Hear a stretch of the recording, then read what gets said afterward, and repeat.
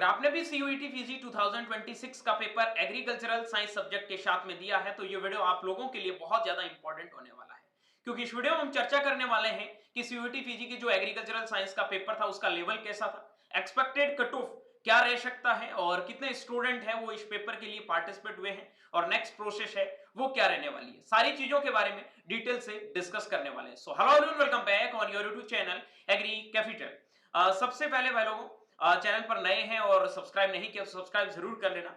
देखो, CUET PG 2026 के exam का हम थोड़ा एनालाइज कर लेते हैं। बेसिकली एग्रीकल्चर साइंस का जो पेपर था, अब ये तो बिल्कुल नहीं कह सकते हैं कि पेपर का लेवल बहुत ज्यादा डिफिकल्ट था, ठीक है, या फिर मॉडरेट टू डिफिकल्ट नहीं, इजी टू मॉडरेट लेवल कह सकते हैं। कुछ ऐसे क्वेश्चंस जो 4-5 क्वेश्चंस हम कह सकते हैं जिनका अच्छा लेवल था, बाकी ऑन एन एवरेज आप 50 से 60 क्वेश्चन देखोगे तो सारे मॉडरेट लेवल के क्वेश्चन थे, इजी टू मॉडरेट लेवल के क्वेश्चन थे, ठीक है। अगर हम बात करें 2025 के पेपर के साथ में कि 25 और 26 के पेपर का कंपैरिजन करें कि किस हिसाब के पेपर थे, तो जहां तक मुझे लग रहा है कि कोई ज्यादा खास ऐसा डिफरेंस नहीं देखने को मिला है 25 और 26 के पेपर के लेवल को लेके। तो जैसा पेपर 2025 का था तो वैसा ही पेपर आपको 26 को देखने को मिला है। तो ज्यादा इसमें कोई वो सोचने वाली बात नहीं है कि बहुत ज्यादा फर्क रहेगा, कुछ नहीं है। एज अ सिमिलर आप 2025 के साथ में ही इसको कंपेयर कर सकते हैं, ठीक है। कुछ क्वेश्चंस ऐसे मान सकते हैं कि जो 2025 के लेवल में 2026 में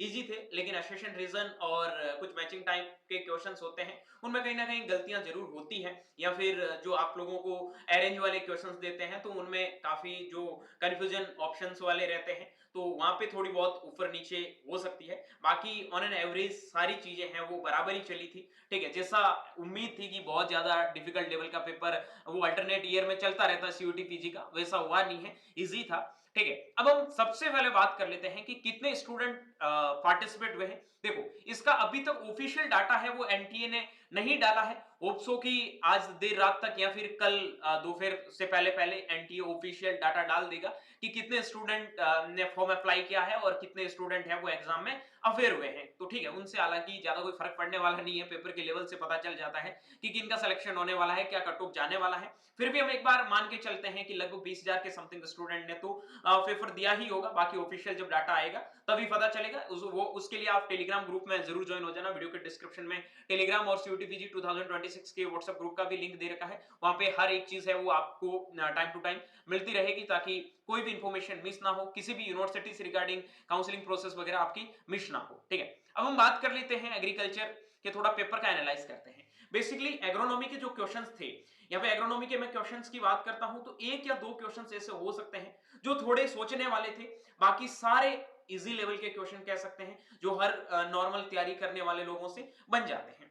बात करते हैं सॉइल साइंस में, तो सॉइल साइंस में ठीक ठाक क्वेश्चन थे, ठीक है। दो तीन क्वेश्चन ऐसे थे जो किसी ने नहीं पढ़े हैं, वैसी भी सिचुएशन आती थी। मैं हॉर्टिकल्चर की, तो हॉर्टिकल्चर में वैरायटी से क्वेश्चन आते हैं, तो चाहे आपने किताब भी पढ़ा हो मोस्ट ऑफ द लोगों की गलत हो जाती। किसी का कोई तुक्का तीर लग जाए तो वो अलग बात है, क्योंकि इतनी वैरायटीज किसी को याद नहीं रहती है, और जो पढ़ी हुई होती है उसमें से आ जाए तो वो अलग चीज है। लेकिन हॉर्टिकल्चर के अगर आज के मैं ओवरऑल पेपर के लेवल की बात करूं तो सबसे अच्छे लेवल के क्वेश्चंस हैं वो हॉर्टिकल्चर से देखने को मिले हैं, और नंबर ऑफ क्वेश्चंस भी लगभग 10 प्लस है वो आप लोगों को पूरे पेपर में देखने को मिले हैं, ठीक है। उसके बाद में हम बात कर लेते हैं प्लांट ब्रीडिंग, ठीक है। प्लांट ब्रीडिंग और जेनेटिक्स को जीपीपी की बात करें तो यहाँ पे जो भी क्वेश्चन थे ठीक ठाक लेवल के क्वेश्चन थे, 9-10 क्वेश्चन थे दोनों जेनेटिक सेल डिवीजन सारे पार्ट को मिला के, ठीक है। और 9-10 क्वेश्चन में वही जो हम बात कर रहे थे कि भाई 3 से 4 क्वेश्चन जेनेटिक्स थोड़ा जो भाई प्लांट साइंस से नहीं होते उनके लिए डिफिकल्ट होता है, ठीक है। तो 3-4 क्वेश्चंस है जो असेशन रीजन में कुछ क्वेश्चन थे तो वहां मान सकते हैं, या फिर हम बात करते हैं स्टेटमेंट वाले एक दो क्वेश्चन, उनमें थोड़ी बहुत प्रॉब्लम है।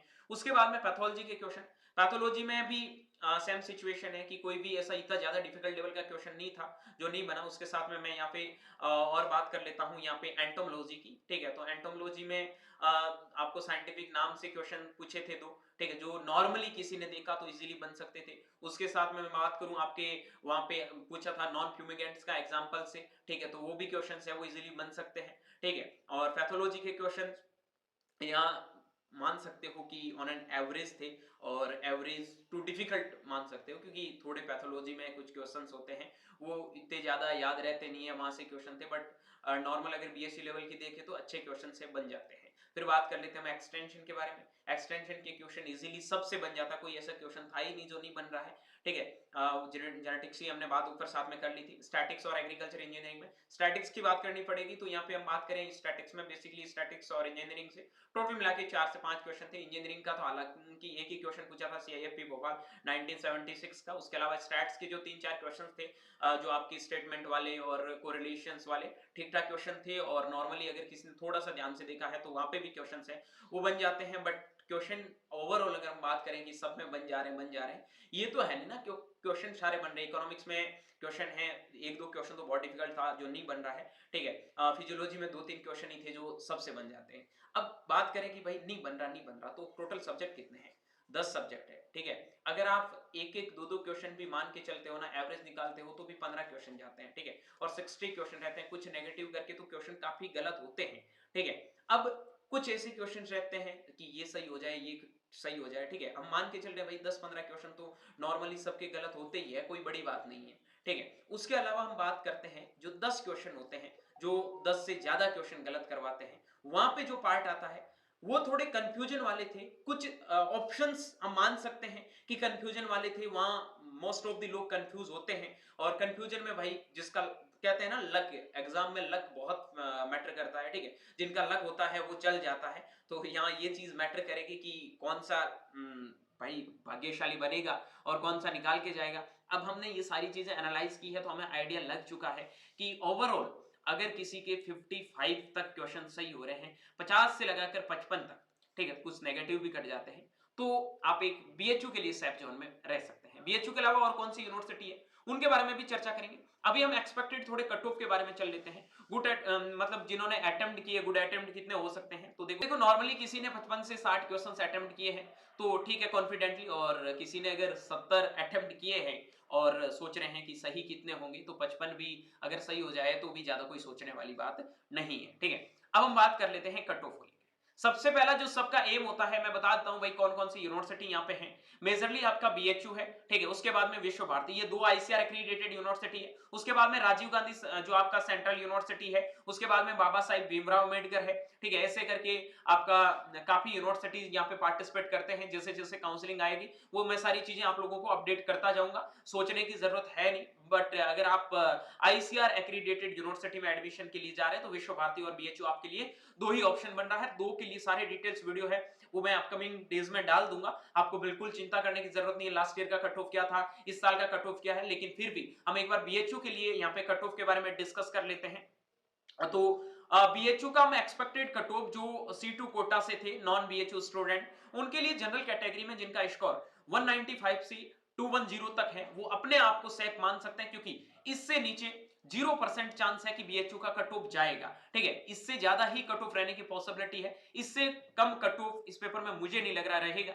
अगर हो सकता है कि एक आध क्वेश्चन हो जाए तो 4-5 नंबर ऊपर नीचे हो जाए तो वो कोई ज्यादा में फर्क नहीं पड़ता है। उसके बाद में ईडब्ल्यूएस और ओबीसी कैटेगरी की यहाँ पर बात करूं तो 185 से 200 तक जिसका स्कोर है उनके लिए सेफ है। उसके बाद एससी कैटेगरी में 175 से 185 तक। यहाँ पे मैं साथ में पेड शीट की भी बात कर रहा हूँ, ठीक है। ये मत सोचना कि नॉर्मल सीट आपको 200 नंबर पे मिल जाएगा, नहीं मेरे भाई, लगभग 20 नंबर आपको नॉर्मल सीट का, मतलब 15 से 20 नंबर का नॉर्मल और पेड का फर्क रह जाता है, ठीक है। तो ये फर्क होता है, ये नॉर्मल पेड सारी मिला के बता रहा हूँ जो नॉन बीएचयू स्टूडेंट है उनके लिए। और एससी कैटेगरी का आपका 175 से 185 तक, एसटी कैटेगरी का 170 से 180, अदर कैटेगरी के लिए 150 से 160 तक है। अदर कैटेगरी लाइक पीडब्ल्यूडी हो गया या फिर जो भी अदर आपके पास में कोटा है, ठीक है। उसके बाद में बात करते हैं बीएचयू स्टूडेंट के लिए जो C1 कोटा से आते हैं उनका एक्सपेक्टेड कट ऑफ। तो सबसे पहले बात करता हूं जनरल कैटेगरी की। तो यहाँ पे देखो सबसे बड़ा जो बीएचयू कोटा होता है उनको फायदा क्या होता है, पहले ये चीज समझ लेना। हालांकि सीटें ओवरऑल आई थिंक 42 के समथिंग बीएचयू कोटा की अलग से है, ठीक है। अब जो टोटल सीट है, जो टोटल आप लोगों की सीट है, अगर जनरल की रैंक पे सीट मार्क्स हमारे आ जाते हैं तो पहले जनरल की सीट है वो मिल जाती है, बीएचयू कोटा की सीट है वो खाली रहती है। वो जो रिजर्वेशन पॉलिसी नॉर्मल जहां पे काम करता है वही होता है कि कैटेगरी की सीट आपको तभी मिलेगी जब आपको जनरल में नहीं मिलती होगी। वैसे ही वो कंडीशन यहाँ पे फॉलो होती है कि अगर हमें नॉन बीएचयू कोटा नहीं मिल रहा है तब जाके बीएचयू कोटा मिलेगा, ठीक है। पहले नॉन बीएचयू कोटा में होगा, उसके बाद में बीएचयू कोटा अप्लाई होता है, ठीक है। तो यहाँ पे मिनिमम हम मान के चल रहे हैं कि 20 मार्क्स का फर्क है वो कट ऑफ के अंदर देखने को मिल जाता है, ठीक है। तो 185 से 190 जिनका स्कोर आ रहा है जनरल कैटेगरी में, वो मान के चलो कि कुछ ना कुछ बीएचयू में आपको कोई ना कोई डिपार्टमेंट में एडमिशन मिल जाएगा। हो सकता है थोड़ा बहुत इससे कट ऑफ कम ही हो जाए, लेकिन इससे ज्यादा जाने की कोई भी पॉसिबिलिटी नहीं है बीएचयू कोटा की बात करूं। उसके बाद में ईडब्ल्यूएस और ओबीसी कैटेगरी की यहाँ पे मैं बात करता हूं तो लगभग आप मान के चलो 170 से 180 जिनका स्कोर है वो सेट मान सकते हैं। उसके बाद में एससी कैटेगरी में 160 से 165, इससे भी कम जाता है, इवन 145 तक भी एडमिशन मिल जाता है, ठीक है। उसके बाद में एसटी कैटेगरी की बात करता हूं तो 165 में स्टार लगाए हैं तो यहाँ पे मान सकते हैं और भी कम कट ऑफ है, 150 भी आपका बन रहा है, 140 150 तो भी आप अपने आप को एक बार के लिए सेफ मान सकते हैं, ठीक है। उसके बाद में जो भी आपकी स्टाफ कोटा वगैरह जो लग रहा है, ठीक है, उनमें और भी कट ऑफ कम चली जाती है, इवन 100 पे 120 पे भी एडमिशन लोगों को मिला है, ठीक है। तो ये चीज हम मान सकते हैं कि इतना एक एक्सपेक्टेड कट ऑफ बीएचयू के लिए।